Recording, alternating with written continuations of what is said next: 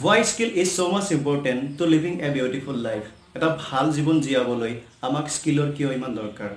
কিয় স্কিল নহলে আমি নিজৰ জীৱনত আধৰুৱা? স্কিল আমাক কিয় লাগে?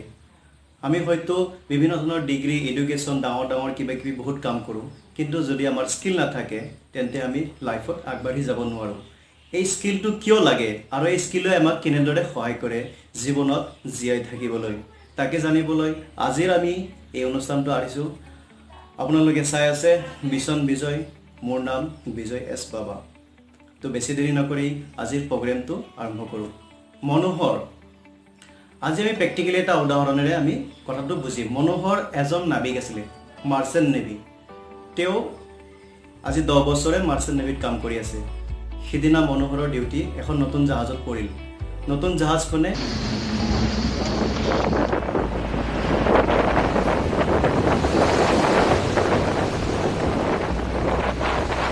ইণ্ডিয়াৰ পৰা জাপান যাবগৈ। সেই ইণ্ডিয়াৰ পৰা জাপান যোৱা জাহাজখনত তেওঁলোকে খুব ভালদৰে যাত্ৰা আৰম্ভ কৰিলে। আৰামত গ'লে গৈ এটা নিৰ্দিষ্ট লক্ষ্যস্থান পালে। কিন্তু হঠাতে সন্ধিয়া 7 বজাত মেছেজ আহিল যে সাগৰত ভূমিকম্প হৈছে। বহুত চিৰিয়াছ মেটাৰ, এতিয়া চুনামিও আহিব পাৰে। গতিকে তেওঁলোকে জাহাজখনটো আকৌ ঘূৰাই আনি ইণ্ডিয়াত আনিব নোৱাৰে, হয়তো জাপানলৈকেও নিব নোৱাৰে। এনেকুৱা এটা ঠাইত তেওঁলোকে গৈ উপস্থিত হ'ল। গতিকে তেওঁলোকৰ কৰিবলগীয়া কি আছিলে? যিমানখিনি ছেফটি ইকুইপমেণ্ট, ছেফটি ছিষ্টেম যি পাৰে তেওঁলোকে গোটেই নাবিকবিলাকে জাহাজৰ কৰ্মচাৰী মিলি একলগত পালন কৰিলে। আৰু যেতিয়া ইমানখিনি ছেফটি লোৱাৰ পিছত অলপ মনত বিশ্বাস আহিল মনোহৰৰ যে যেনেকৈ হ'লেও তেওঁলোকে জীয়াই থাকিব পাৰিব। অন্ততঃ চুনামিত তেওঁলোকৰ জাহাজৰ ক্ষতি হ'লেও যাতে তেওঁলোকে একো হ'ব নোৱাৰে সেইখিনি ব্যৱস্থা তেওঁলোকে ল'লে। কিন্তু দুখৰ বিষয় এয়া যে মনোহৰৰ কোনো ছেফটিয়ে কামত নাহিল। আৰু অলৰেডি মনোহৰ ছেফটি ইনচাৰ্জো আছিলে, মাৰ্চেণ্ট নেভিৰ লগতে তেওঁ ছেফটি ইনচাৰ্জো আছিলে। কিন্তু যিমান ব্যৱস্থা কৰিলেও তেওঁলোকৰ ব্যৱস্থাই কাম নাহিল। তেওঁলোকৰ জাহাজৰ পৃষ্ঠত ক্ষতিসাধন হ'ল আৰু বহুতে আঘাতপ্ৰাপ্ত হ'ল। তাৰে মাজত মনোহৰো এজন। কিছু সময় পিছত তেওঁ সংজ্ঞাহীন হৈ পৰিল।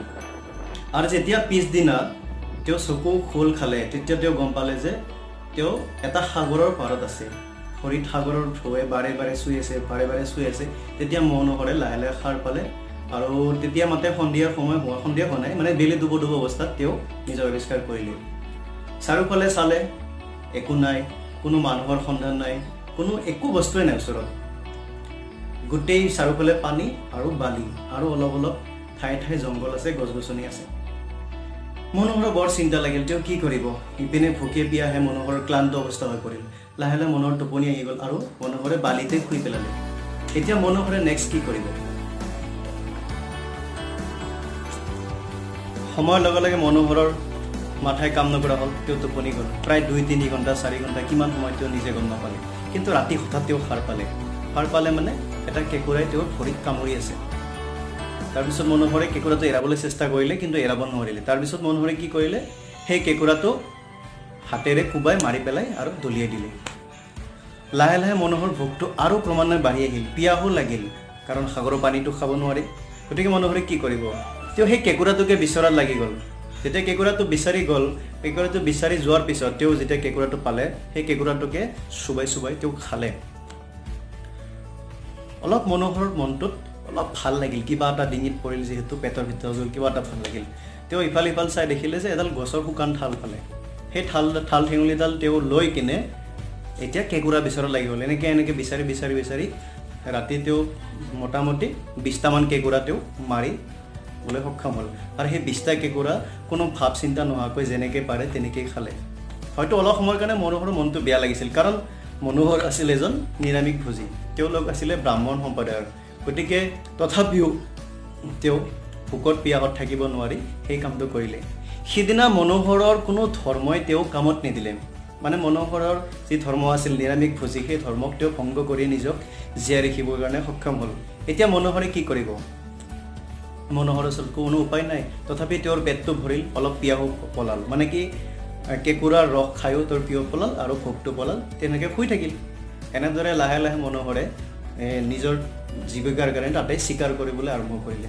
কিছুদিন যোৱাৰ পিছত, মানে প্ৰায় এমাহমান পিছত, মানে কি তেওঁ এনেকৈ চিকাৰ কৰি গৈ থাকোঁতে তাৰে এটা আদিবাসী মানে কি মানুহৰ মুখামুখি হ'ল, এটা গোটৰ মুখামুখি হ'ল। সেই গোটটোৱে মনোহৰক আকৌ শত্ৰু বুলি ধৰি আক্ৰমণ কৰি তেওঁক বান্ধি লৈ গ'ল আৰু সেই গোটটোৱে কি কৰিলে তেওঁলোকে নিজে একো ডিচিশ্যন নলয় নিজৰ মুখীয়াৰ ওচৰলৈ লৈ গ'ল যে অচিনাকি মানুহ এজন পাইছে তেওঁৰ ছালৰ ৰং তেওঁৰ একো নিমিলে যেতিয়া মুখীয়াৰ ওচৰত আনিলে মুখীয়াই তেওঁক সুধিলে কাৰণ তেওঁতো মুখীয়াৰ কথা একো বুজি নাপায় মুখীয়াৰ ভাষা নাজানে তেওঁলোকৰ অংগী ভংগী নাজানে তথাপি মনোহৰে অলপ বুজাবলৈ চেষ্টা কৰিলে কিন্তু বুজি নোপোৱাৰ কাৰণে মুখীয়াই আদেশ দিলে যে ইয়াৰ হাত পেৰ খুলি দিয়া হাত পেৰ খুলি দিয়াৰ পিছত মনোহৰে কি কৰিলে মনোহৰে অলপ চেষ্টাৰে নিজে বালিত আঁকি দেখাবলৈ চেষ্টা কৰিলে যে তেওঁৰ কি কি ঘটনা হৈছিল তাৰ পিছত মুখীয়া লাহে লাহে বুজিবলৈ চেষ্টা কৰিলে যে এইজন আমাৰ কোনো শত্ৰু নহয় তেওঁজন বাটৰু আহে তেওঁ মানে কি এনেকুৱা দুৰ্ঘটনাত আমাৰ ইয়াত আহি পাইছে গতিকে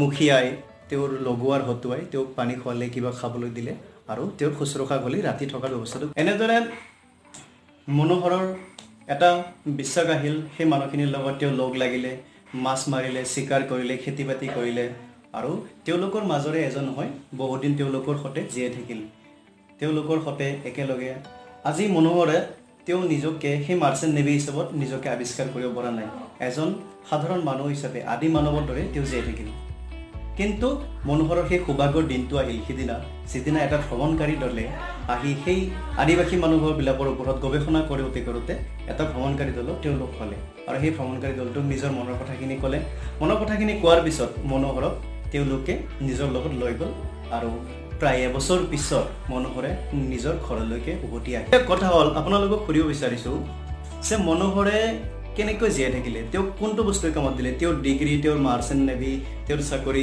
এইবিলাক কিছুমানে কি তেওঁক সহায় কৰিছে নেকি তেওঁক সহায় কৰিলে নে এই বস্তুবোৰে নাই কৰা মনোহৰক কি বস্তুৱে বেছিকৈ সহায় কৰিলে সাৰ্ভাইভেল স্কিল মানে কি যেতিয়া তেওঁ সৰু কালত গাঁৱৰ বন্ধুবিলাকৰ লগত মাছ মাৰিবলৈ গৈছিল মাছ ধৰি খাইছিল যাৰ কাৰণে দেউতাকে তাক খুব কোবাইছিল মানে কি এইটো আমাৰ কাম নহয় আমি ব্ৰাহ্মণ সম্প্ৰদায় পুৰোহিত সম্প্ৰদায়ৰ মানুহ আমি এইবিলাক কৰিলে নচলিব গতিকে যিটো কামৰ কাৰণে মনোহৰে বাৰে বাৰে মাৰ খাইছিল ঘৰৰ পৰা বহুত কষ্ট পাইছিলে কিন্তু সেই কামটোৱে আজি মনোহৰক জীয়াই ৰাখিবলৈ সহায় কৰিলে মানে এইটো এটা স্কিল আচলতে মই এই কাহিনীৰ দ্বাৰা এইটোকে বুজাব বিচাৰিছোঁ যে স্কিলটো এনেকুৱা এটা বস্তু যিটো সহজে হস্তান্তৰ কৰিব পাৰি আজি আমি জীয়াই থাকিবলৈ আমাক প্ৰথমতে কি লাগিব আমাক খাদ্য লাগিব খাদ্যৰ কাৰণে আমাৰ কি স্কিল আছে ফাৰ্ষ্ট আৰম্ভণি সেইটোৰ পৰাই হয় তাৰপিছত যদি আপুনি বিচাৰে আপুনি যদি কনচেনট্ৰেট কৰে যে মোৰ কি নাই এতিয়া মনোহৰৰ ঠাইত আপুনি হোৱাহেঁতেন হয়তো আপুনি তাত মৃত্যু প্ৰায় হৈ গ'লহেঁতেন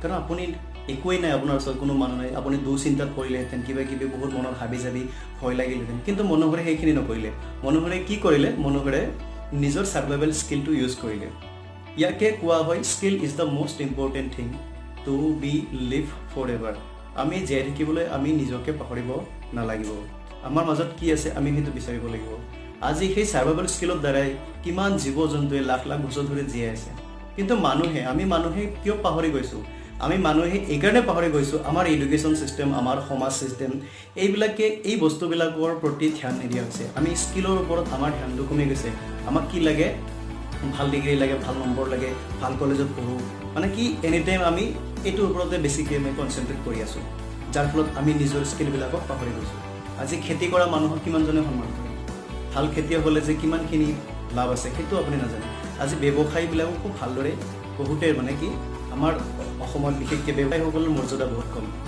তাৰ বিপৰীতে এজন ল'ৰাই যদি চাকৰি কৰে চাকৰি মৰ্যাদা খুব দিয়ে গতিকে আমাৰো ভাবিবৰ সময় হ'ল যে আমাক স্কিল লাগে আমাক ডিগ্ৰী নালাগে যিটো স্কিলৰ দ্বাৰা আমি ইনকাম কৰিব পাৰোঁ আমি জীয়াই থাকিব পাৰোঁ আমি ভাল এটা আমি লাইফ বনাব পাৰোঁ সেইটো আমি বিচাৰোঁ চ' আপোনালোকে মোৰ ভিডিঅ'টো কেনে পালে নিশ্চয় জনাব আৰু কমেণ্ট বক্সত কমেণ্ট কৰিব যে এই স্কিলটো আপুনি কেনে পালে এই কাহিনীটো শুনি আপুনি কেনে পালে আৰু যদি কিবা আপুনি ইয়াত নিজৰ মতামত দিব বিচাৰে তেন্তে মোক কমেণ্ট বক্সত মতামত দিব পাৰে আৰু মোৰ মেইল আইডিটো থাকিব আৰু মোৰ ফোন নম্বৰ আছে তাতো আপুনি যোগাযোগ কৰিব পাৰে তো আজিলৈ এৰিছোঁ আপোনালোকে চাই থাকক মিছন বিজয় মই বিজয় বাবা নমস্কাৰ